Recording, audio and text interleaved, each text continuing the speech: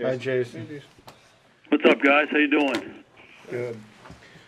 You were down 3 offensive linemen at practice today. How difficult has that made it for you offensively? Yeah, you just got to bang away. You just got to put the next guys in there and use it as an opportunity to get the younger guys or the more inexperienced guys some work and hopefully get better in that regard. Where are those guys at, Jason? We'll see. Travis Frederick didn't practice today because of a family situation, so we anticipate him practicing tomorrow. But the other 2 guys just worked on the side, and we'll take that situation day by day. You know how it is not to have right now, obviously, your tackle situation. Eagles are kind of going through the same thing with Jason Peters. How do you prepare for the fact that they may have a rookie there at left tackle? Who might? Eagles. Andre Dillard. Yeah, again, it's the same thing. I mean, you play a 16-game schedule, and every team in the league would love to have all 11 starters healthy for every snap of every game, but that's not our league. It never has been, never will be. So hopefully you build your team in such a way where you put the next guy in. Andre Dillard was a highly regarded guy coming out of school, and I know they feel good about having him. In that situation, and again, it's something that we all deal with every week, and you just put the next guy in, you keep rolling. Jason, what stands out so far in your scouting of the Eagles? They're a really good football team. We played them a lot in the past. Obviously, we know a lot of their personnel, and they're really good on the defensive front. They're good at linebacker. They're good in the back end. In the secondary, they're an aggressive, physical defense. Offensively, they got a ton of weapons. The quarterback's an outstanding player. They got, I guess it's 3 or 4 good running backs, tight ends, receivers, a lot of different weapons, offensive lines. Been damn good for a long time. They got skill in their return units.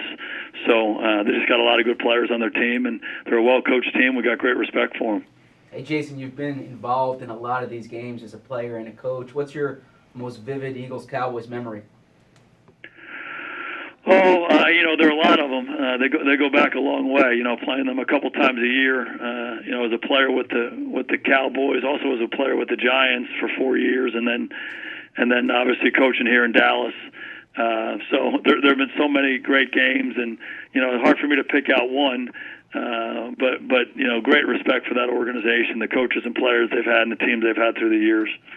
How is Dak Prescott evolved as a quarterback? It seems like he's throwing for a lot more yards this year than he has in the past. Well, one of our goals as an offensive team is to be balanced and attack both in the run game and the pass game, and we play our best offensive football. We're able to do that, and we have great confidence in Dak. He started for us from day one his rookie year, and really has done an outstanding job. And I think he's grown as a player. Every year it goes to the approach that he takes.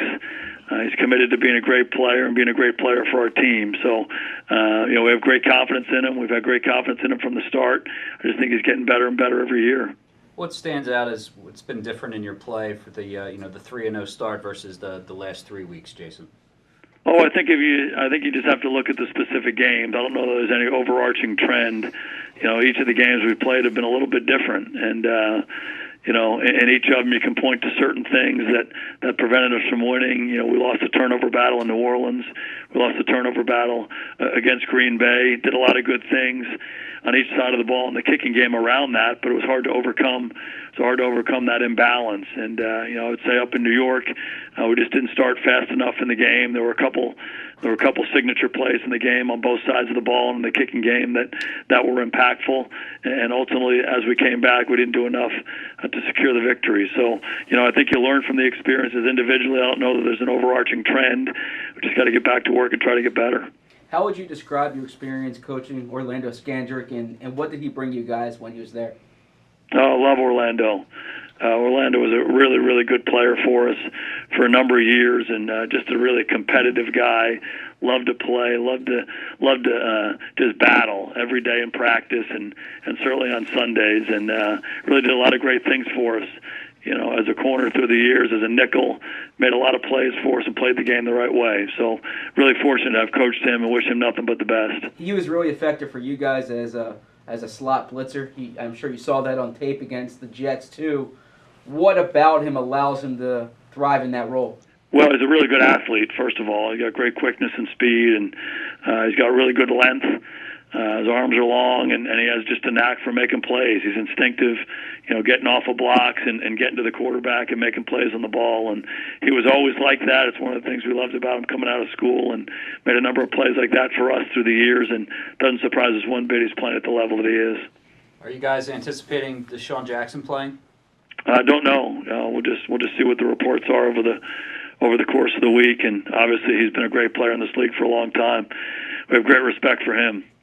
What about with you guys at wide receiver? With Amari and Randall Cobb, do you expect to have them? And what kind of difference have they made for you in the passing game so far? Yeah, neither of those guys practiced today, so they're working hard on their rehab, and hopefully over the course of the week we can get them out on the practice field. But they're working hard to get back. They've been very impactful. Obviously, each of those guys made big plays. Amari coming mid-year last year, just did a number of great things for us over the course of the second half of last season and the start of this season. Just been a very impactful player, a number of big plays, number of game-changing plays, and a lot of little plays. He's just been really, really productive, played the game at a high level, and really the same thing with Randall Cobb. We just got him this year, but it really off to a good start, plays the game the right way, willing to do all the dirty work, has made a lot of big plays and big moments for us. Jason, defensively, what has Robert Quinn meant for you guys as sort of a compliment for DeMarcus on those edges? Yeah, Robert's done a really good job for us. We have great respect for him, going against him for a number of years, and excited to bring him to our team. And he's been a real pro. For a veteran player to come in and approach it like he has really been a great example to the rest of our team. And he's a really good player. He's got great get-off. He's got great bend, great knack and ability to get to the quarterback. He's done that a number of times for us this year, sacking the quarterback, but also being around him. And anytime you have another guy on the defensive front, that helps everybody else across the front because he draws more attention from the opposing offense. Thanks, Jason. Thank you, Jason. Okay, guys, great talking to you. Have a great week.